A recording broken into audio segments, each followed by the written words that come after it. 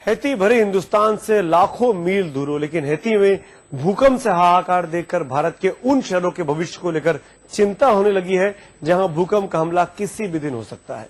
दिल्ली और मुंबई जैसे शहर ऐसे ही खतरे के साए में हैं। इन शहरों में पिछले साल कई बार भूकंप के हल्के झटके आ चुके हैं। भूगर्भ वैज्ञानिक मानते हैं कि हिमालय के गर्भ में हो रही हलचलों ने दिल्ली और उत्तर भारत को भूकंप का अड्डा बना दिया है।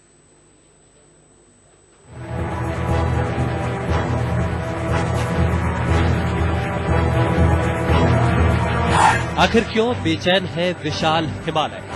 क्यों रह रहकर धड़क रही है इसकी भुजाएं? लाखों जिंदगी को आबाद करने वाली इसकी चोटियां क्यों बनती जा रही है काल का साया? जवाब हिमालय के जन्म की कहानी में छिपा है।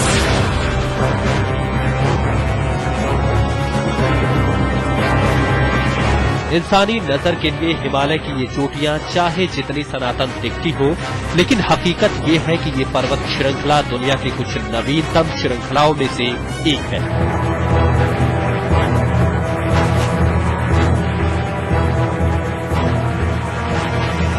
जिसकी ऊंचाई आज भी लगातार बढ़ रही है।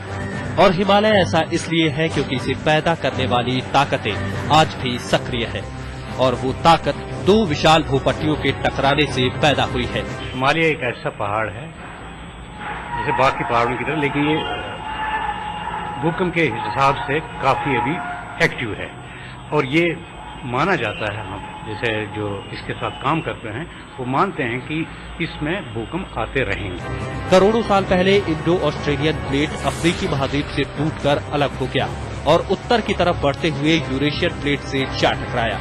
दो बेहद विशाल भूपट्टियों की टक्कर इतनी जोरदार और शक्तिशाली थी कि किनारे का हिस्सा ऊपर उठ गया और जन्म हुआ दुनिया की सबसे ऊंची पर्वत श्रृंखला हिमालय का।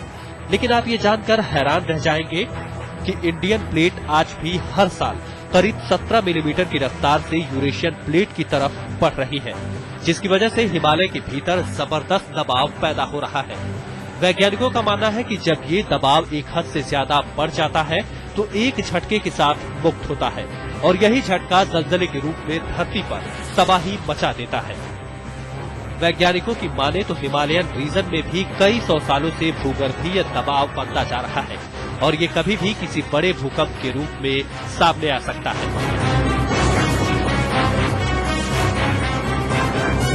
हिमालयन रीजन में रह रहकर आने वाले छोटे भूकंप असल में इंडियन और यूरेशियन प्लेटों के बीच बढ़ते दबाव का ही नतीजा है।